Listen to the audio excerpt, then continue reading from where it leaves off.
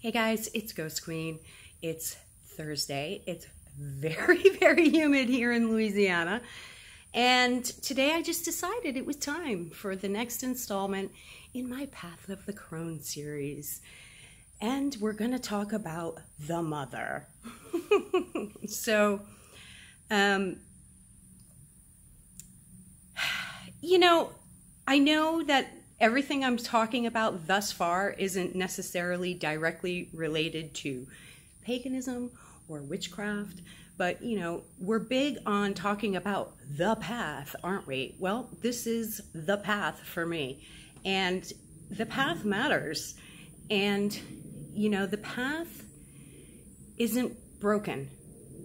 I like that, that phrase, the crooked path, because I think anyone who is a practitioner, and certainly anyone who's a left-hand path practitioner, will tell you that it was not a straight and narrow path. It's a broken path. It's a crooked path. But even the broken path is connected, otherwise it wouldn't be a path. It's all one, heading in one direction. Now, you might take little breaks along the way, you might have to break down and fix yourself before you can continue on. But it's all one path that is going to lead you to where you need to be. It's hard for people to sort of trust. Trust is a huge issue for people. If you don't believe it, play that little game where you fall backwards and you let someone catch you. It's really hard. It's hard to trust. And sometimes you have to trust the universe, trust whatever, you believe in as a cosmic force. Trust your God, your goddess, your path, the universe. Trust yourself. It's a hard place to get to, and it's not easy. And, I guess I would say to younger women out there, it's a life journey. This doesn't happen all at once. You're going to be on this path for the rest of your life. As a woman, you're going to constantly be on the path, and just like they say, it isn't the end goal that's important. It's the path. So, yeah, I do believe this is all related to at least my personal path. And, I don't believe we're all that dissimilar. I think especially right now when there's a lot of focus on what's different, especially in the U.S., we've got a lot of focus right now on what's different, don't we? A lot of pitting people against each other, left and right, Republican and Democrat, ethnicity against ethnicity, but sexuality, all these pitting people against each other for their differences. But I was just talking to a friend of mine, and he's actually doing a video kind of discussing a similar type thing. We are definitely more similar than not, okay? So I'm a huge, I always talk about synchronicity. I always talk about how people are more alike than not, okay? And I think one of the keys is finding that similarity, that connection. Because everything is connected. I do believe that. Everything is connected. We're all energy. We're all connected. So, the mother. The mother is the first figure, the most important figure in our lives. Now, I'm going to mention some things, and I don't have the best memory in the world. I'm probably not going to quote everything exactly right, but close enough that you'll get the picture. And if you want to do your own research, you'll see that some of these things I'm talking about are true. I remember hearing about a mother can distinguish her baby's cry from a room of babies. A mother can distinguish her baby's cry. a newborn infant will climb up a mother's body to the breast to nurse. You know, that bond between a mother and a child is so strong, so strong. And if you look at, you know, people that our society deems as misfits or criminals, psychopaths, the whole thing, you know, nowadays what they're saying is, you know, the big question always was, is it genetic? Is it nature or nurture? Is it genetic or is it environment? And I think they've pretty much come to the conclusion that it's sort of a combination of both. And I think if you look at some of these people with a lot of pathology, you know, that's gone wrong, you need to look at the mother connection. And I bet every time you're going to find some sort of really serious problem there. Now, for myself, with my own mother, you know, there were problems. You know, my mother was not warm and fuzzy. She was not touchy-feely, not affectionate, you know, didn't say I love you a lot. You know, she was the type that would, like, she'd scream at me and, you know, insult and criticize me and then feel bad about it and come into my room and sit next to my bed and go, you know, Heather, you know I love you. But no, I didn't know, actually. So, you know, it was a very confusing message.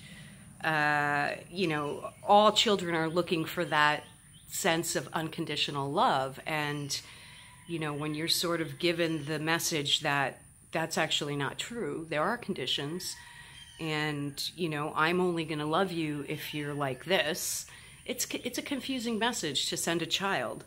And I think that's a difficult job for any parent, for any mother, to love their child unconditionally. But we all manage to do it, don't we? You know, I mean, you see parents, mothers of, you know, mass murderers who stick by their children and still continue to love them, want them to not be executed, you know, want them to stay alive because they just don't want to lose their child. You know, that love is always going to still be there. So the mother connection is huge. This is why I've always been a huge proponent of, you know, breastfeeding. I think women should nurse. It just increases the bond between mother and child. You know, I think they said there's over like 100 basic aspects or chemical makeups or whatever the word is. I'm not great. I'm better at writing. When I'm speaking verbally, I can't always grasp the words I'm looking for. But there's properties. That's the word I'm looking for. There's over like 100 properties of breast milk that they haven't even identified yet. So if you're not breastfeeding, who's to say you're not depriving your child of something they really, really need? Yeah, and I think in our society today, you know, there's been such a push for, and this is going to sound strange coming from a liberal who's like all about acceptance, but there's been such a push for complete acceptance that, you know, it might have gone too far. You know, it's just, we so don't want women to feel guilty about not breastfeeding. But I think it's going, or if they have a cesarean, you know, we don't want women to have any guilt. So it's kind of gone too far in the other direction, I think, you know, because guilt is an emotion that's there for a reason. You know, I mean, every emotion that we have is important and it's there for a reason.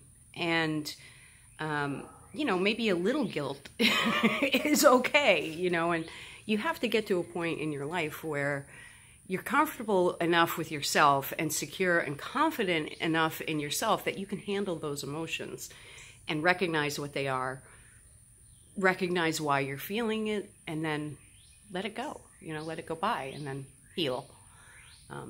If the emotion is traumatic enough, and for a lot of people that takes therapy. Not everyone needs therapy, and if you do go to therapy, the biggest thing I can say is find a therapist that you really, really connect with. It's important. I did go to therapy for a long time to deal with my issues about mostly my mother, some with my father, but mostly my mother. And it wasn't until I found someone who could be that mother figure for me and remother me, reparent me, that I actually began to heal. I needed that mother replacement because I didn't have a maternal mother, and I was an only child. My parents divorced, so it was just me and my mother most of the time, and it was tough. She was tough, and I didn't get that nurturing that I needed. So, first that sent me in one direction, and then it sent me in another. But, I do think that I've healed, and it's taken a long time. And, I was just saying away the other night, I still have nightmares about my mother. So, it's a process. I'm never going to be fully healed. It's a traumatic injury to the ego, to the self, that will probably never be fully healed. And I just have to accept that I have that wound, and for sometimes when we're talking about magic, we talk about emotional blockages. Well, that's a huge one for me, and will it ever be fully healed? Maybe not, but maybe that's okay. I can look at that wound and just accept it for what it is. It's there. It is. It's just what is. You can spend your whole life denying reality, but eventually you just have to look at what is and say, okay, that's there. So, yeah, these are big things that I feel are important, and certainly were important to me on my path. But that is part of my path. The mother figure is part of my path. My own mother, the need for a mother, and then my own parenting, my own mothering, and it is a cycle, and everything's connected. It all connects. It all matters. So, yeah, the mother injury. I think, and this is probably a little bit controversial, I'm sure. A lot of things I say and do are, but, I do think the relationship, too, between a woman and a mother and a man and a mother is also different. We have to look at the differences in genders and how that affects you. And I think it matters. I think these are key components that eventually we're going to start looking at more and more to try to... I think psychology is in its infancy. I don't think we've even scratched the surface of understanding humanity. We think we're so advanced, but I don't know that I agree. I was an activist against circumcising baby boys, and it's not a popular opinion. Here in the States, it's like you're not a normal man if, you're not circumcised. But this is something that was just sold to you, It was just sold to you. It was just a way to make money. That's it. Sorry, people. That's it. It was just a way to make money. And it's still going on today. And is that traumatic injury to the male sex organ going to affect him for the rest of his life? Well, a lot of men think it is, Maybe some people can handle that traumatic injury better than others. Maybe some can heal from it better than others. Maybe some aren't as affected as others. But I do think that it's there. It matters. And, if you're doing such a violent act to an infant, newborn baby boy, that violence is going to have effects. So, yeah. Ghost Queen's crazy thoughts, but you know, maybe I'm not so crazy. Maybe some of this stuff actually has weight. That's up for you to decide. But yeah, and then the other thing I was going to mention too is that in doing this series, I'm a little shaky here, sorry. My arthritis is kicking up in my hands. And I'm holding my phone as I film. This has been good for me. I'm also now doing a video series privately for my own children. You know, as mothers, I think we want our children to know us. And, you know, I used to try to keep journals for my kids and everything, but, you know, I was always so busy, and I was a single mother a lot of the time, too. So I just didn't have the time to sort of record as much as I wanted to. And in talking to my eldest daughter recently, who's 27, I related a story to her, and she's like, I can't believe I didn't know that. And I'm like, wow, you know, there's probably a lot about my life you don't know, and I'd like you to know these things. So I've started actually recording some videos for my kids, which is pretty cool too. Yeah, so the importance of the mother figure, it's pretty big. It's, you know, this, as I say, it's all connected. You know, when we talk about duality and we talk about the female and the male, the positive and the negative, you know, and polarity, it's all connected, people. You know, we start out with the mother and the father, the matron and the patron, you know. It's all connected. So, for me, the mother figure, you know, I wasn't breastfed, my mother wasn't warm and fuzzy, not a lot of affection, not a lot of love. You know, I personally think my mother is a narcissist, and, you know, not having a father around to sort of balance that out, because my father was more affectionate, but he just wasn't there, you know. So I was growing up with this very sort of cold mother, and you know, that affected me. It affected everything in my life for the rest of my life, you know. Gunshots next door. So yeah, it's important, and you know, it will affect you in all areas of your life. It'll affect you in your relationships.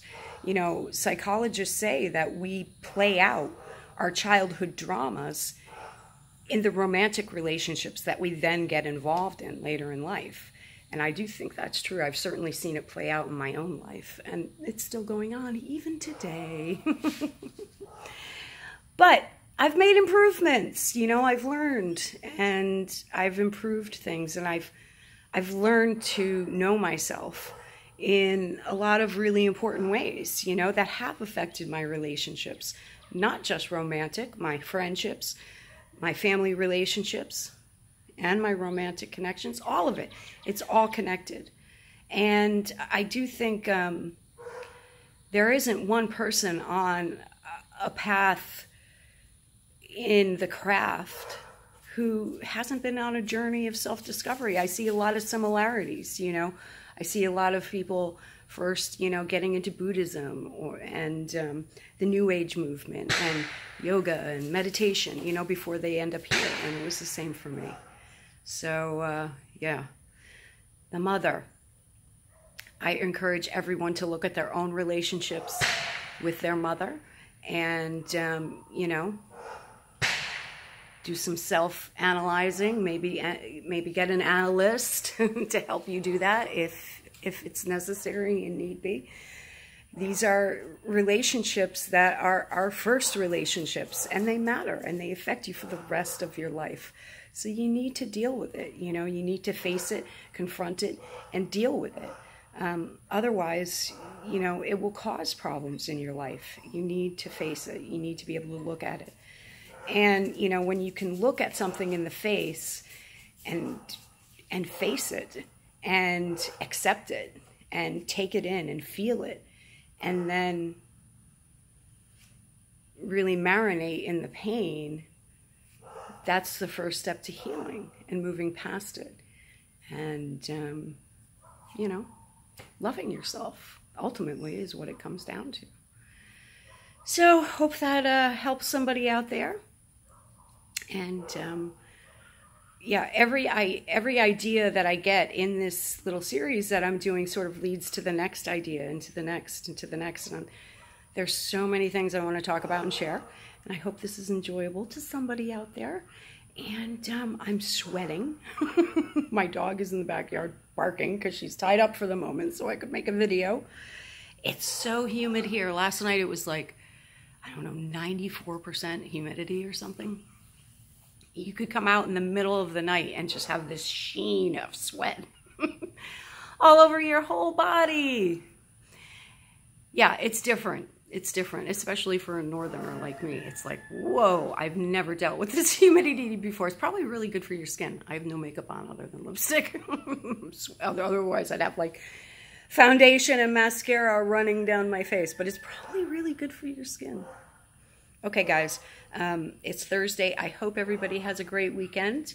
Yeah, I've got lots of different things that I'm brewing in my little pot over here at Seven Oaks. Love you guys. Thanks for watching. Take care.